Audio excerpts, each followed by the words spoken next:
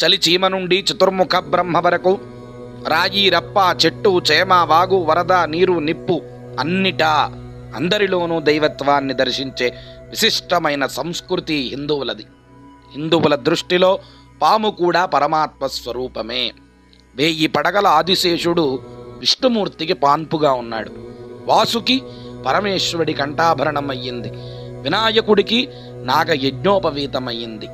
ఇలా ఏ దేవతల్ని చూసినా ఎక్కడ చూసినా సరే నాగదేవతలు నాగులు మనకి దర్శనమిస్తాయి. ప్రియ భగవద్బంధువులారా, శ్రావణ శుద్ధ పంచమి రోజున నాగపంచమి అంటారు. రేపటి రోజున బ్రహ్మదేవుడు ఆదిశేషువుని అనుగ్రహించిన రోజన్నమాట. నాగుల చవితి లాగానే ఈ యొక్క నాగపంచమి నాడు కూడా నాగదేవతను పూజించి అవకాశం ఉన్నటువంటి వాళ్ళు పుట్టలో పాలు పొయ్యాలి. నాగపంచమి రోజున నాగదేవతను పూజించిన వారికి సంవత్సరం పొడుగునా ఏ సమస్యలు లేకుండా అన్నీ సవ్యంగా నెరవేరుతాయి. అంతా అనుకూలంగా ఉంటుంది. ఈ యొక్క నాగదేవతను మనం ఎందుకు ఆరాధించాలి అంటే, భూలోక వాసులంతా తప్పకుండా ఆరాధించాలి. ఎందుకంటే దివ్య ప్రభావ సంపన్నమైన నాగజాతికి కృతజ్ఞతాపూర్వకంగా నాగుల జన్మదినమైన నాగపంచమి రోజున వారిని పూజ చేయటం చాలా విశేషం. గుర్తుపెట్టుకోండి, మనకి తెలిసినంత వరకు పాము లేని గుడి అంటూ ఉండదు. ప్రతి గుడిలో ఎక్కడో ఒక చోట చిన్న పాము విగ్రహమైనా ఉంటుంది. అన్ని ప్రాచీన దేవాలయాల్లో సర్పాలు ఉన్నాయి.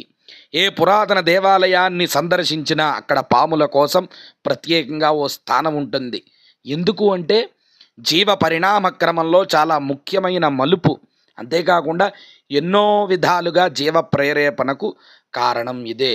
కాలసర్పం దోషం ఉన్నవారు ప్రత్యేకంగా నాగపంచమి రోజున నాగదేవతకి విశేష పూజలు మనం చెయ్యాలి. కాలసర్పదోషం ఉన్నవారికి అనేకమైనటువంటి కష్టాలు ఎదురవుతాయి. శారీరక అనారోగ్యం కలుగుతుంది. వృత్తి ఉద్యోగాల్లో ఇబ్బందులు ఎదురవుతాయి.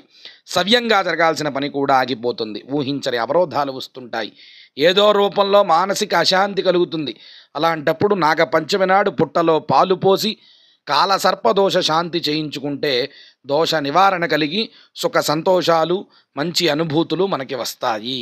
అలాగే ఈ యొక్క నాగపంచమి నాడు స్వామికి ఇష్టమైనటువంటి పాలు పెరుగు వడపప్పు ఇవన్నీ కూడా నైవేద్యాలు సమర్పించి ఆ రోజంతా ఉపవాసం ఉండి స్వామిని ధ్యానిస్తే తప్పకుండా సమస్త మంగళాలు కలుగుతాయి. శుభం జయం.